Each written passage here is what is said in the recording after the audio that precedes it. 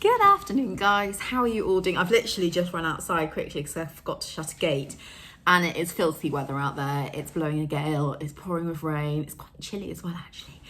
So I'm keeping my coat on, keeping my hat on, because it's actually quite cold in my house. I turned my heating down because it warmed up a smidge this week, and I thought, spring's on its way. And now I'm slightly regretting that because it's a little bit cold in the house, but it's better to be in here than out there because, yeah, absolutely disgusting. Yesterday was such a beautiful day as well. And it just reminds you of when the weather's nice, it's lovely, and then we're just back to disgusting weather again today. Oh, roll on March. Actually, it will be March by the time this goes out. And let's hope we get some better weather. I know March can be very unpredictable, so not holding my hopes out, but yeah, we can hope, can't we? Anyway, I have got a video for you today on some extinct British pony and horse breeds. And I'll be honest, I didn't know any of these. The kind of topic cropped up while I was searching for something else, and I was like, well, that's interesting. And then, yeah, started researching it. I thought, I never knew any of this. Hadn't even crossed my mind. So I hope you will find this interesting. I think we're going to be limited on the images, which is a shame because it always helps when there's some nice pictures to look at rather than this. But we'll just do our best. So yes, let's get started. I forget every time, guys. If you do enjoy these videos, please hit that subscribe button, like, comment. It really helps the channel to keep growing and heading in the right direction. We are starting with the Galloway pony. Let's hope I'm saying that right. And to me, they were a little bit like a Shetland. Tough, strong, kind of deep chest, resilient, sure-footed. You know, they had to be. Size-wise, bigger than a Shetland, so 13 to 14 hands. And actually, probably a more sort of finer and daintier head. But they were tough. And they were native to Scotland and northern England. And they were tough because of the conditions that they kind of grew up in, where they were bred. They had to be strong and resilient against the weather, the tough conditions on the ground. That's what made them so brilliant. And it has reminded me, and I'm saying this early on in the video, but the kind of importance of not mollycoddling our young stock. Because nowadays, and I do the same, you know, on a windy day like this, we've got them wrapped up in the stables. You know, if it's really muddy out in the field, we don't turn them out. And I think we're probably breeding weaker horses and ponies because of this. You know, the ponies hundreds of years ago had to deal with tough conditions, and if they weren't hardy enough, they didn't make it. And so you got left with the best. And I don't think we have that anymore. I definitely don't think we have that anymore. But anyway, that's not what I'm meant to be talking about. These were tough little ponies. And these ponies would be used to haul ore. These ponies would also be used to sort of drive cattle. And because they were so sure-footed and actually very good at travelling long distances, they were ideal for this. And also they were sturdy, so they could carry a fair amount of weight or pull a lot of weight. Border reivers were also known for using the Galloway pony, again because they were sturdy and they could travel good distances and they could cope with the terrain. And the Galloway pony heavily influenced the Newfoundland pony, the Highland pony and the Fell pony, and supposedly it's most similar to a Fell pony nowadays. I know I mentioned the Shetland, but I just think when you talk about it, it sounds very similar to a Shetland, but supposedly a Fell pony is what it's closest to now. And the reason they don't exist anymore and they are now extinct is because farmers wanted to breed bigger, stronger horses, and also they were very much crossbred with other types. And over time, because of the crossbreeding, the purebred Galloway pony was lost. Connemara's, thoroughbreds, and Irish draughts are all descendants of this next extinct horse, and that is the Irish hobby horse.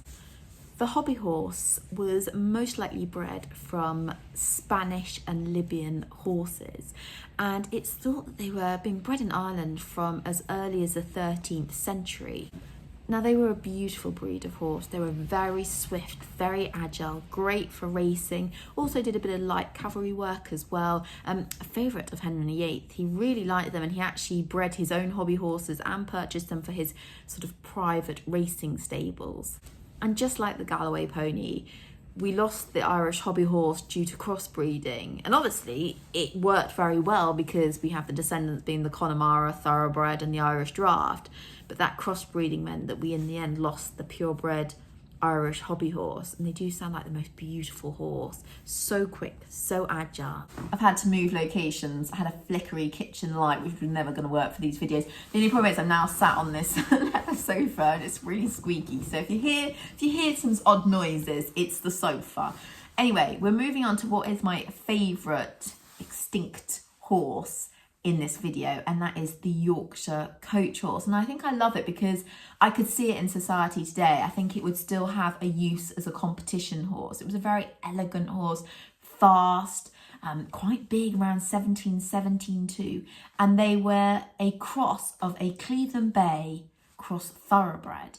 And it's not impossible for there not to still be one out there. The stud book's now closed, so we no longer class it as a breed, but there are Cleveland Bays still around. Yes, they are becoming rarer by the moment, but I had a little Google online and people are breeding from their Cleveland Bays, and quite often they breed it to a thoroughbred. So there may be a Yorkshire coach horse still out there.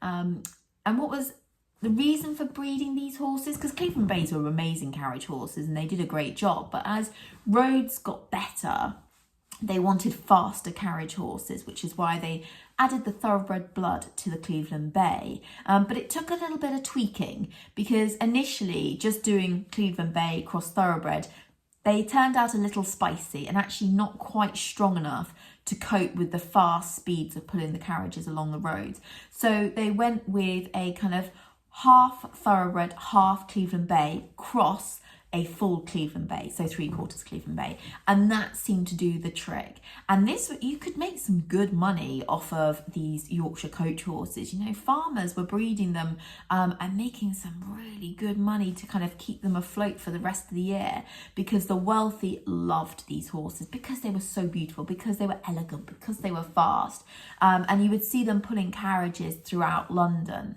Yorkshire coach horse stud book opened in 1886, so actually a very kind of modern breed compared to the other horses and ponies that we have spoken about in this video. And actually the stud book closed in 1936, and the reason being because cars meant the decline in the need for carriage horses, and that was kind of the end of people wanting to breed this combination. They were also pretty expensive to buy. They weren't cheap, which is why it was a popular horse with the wealthy, because they could afford them. And though they were most popular as carriage horses, they were also used as hunters and just for general riding, which is why I think it's a shame that technically the breed is extinct, because I think it would make a fabulous competition horse now, with the kind of calmness of the Cleveland Bay, with the kind of the speed and the agility of the thoroughbred. I think it sounds like a winning combination. So we've got to make sure that we keep these Cleveland Bays around and not let them become extinct. We move on to the Norfolk Trotter, later also known as the Norfolk Roadster. Now, there was also a Yorkshire Trotter around the same time. It's hard to know whether this is the same breed or different, but for this video, we're going to focus on the Norfolk Trotter. Very smart horse, good temperament, used for riding, racing and carriage driving. It had a major influence on saddlebred and hackney horse breeds. About 15 hands to 16-1, a real jack of all trades. Could carry a fair weight, so suitable for that heavier gentleman. They were very quick under saddle, had that fast trotting action, but still gave a smooth ride, supposedly. And they're, of course, popular in trotting races in the early 19th century. Now, there was a Norfolk Trotter stallion called Belfounder, who was imported to the USA in 1822 and had a major influence in founding saddlebreds. Now, there was also another famous, and probably the most famous, trotting stallion from Norfolk called the Norfolk Phenomenon, who I think I'm going to do a separate video on. And like many of the other horses that I have mentioned in this video, the Norfolk Trotter became extinct because of the car. It just wasn't needed. You know, we didn't need horses to pull carriages anymore or for travelling on, and so less and less were bred, and by the middle of the 20th century numbers were incredibly low, and then sadly they became extinct, which is a shame because it sounded like an amazing, and like I say, jack of all trades of a horse. It seemed to be able to do everything, so another one sadly lost. Thank you so much for watching this video, guys. Remember to give it a subscribe, comment, like. It really does help the channel. And also, you guys have so many amazing facts, so let us know if you know any more about any of these extinct horse breeds.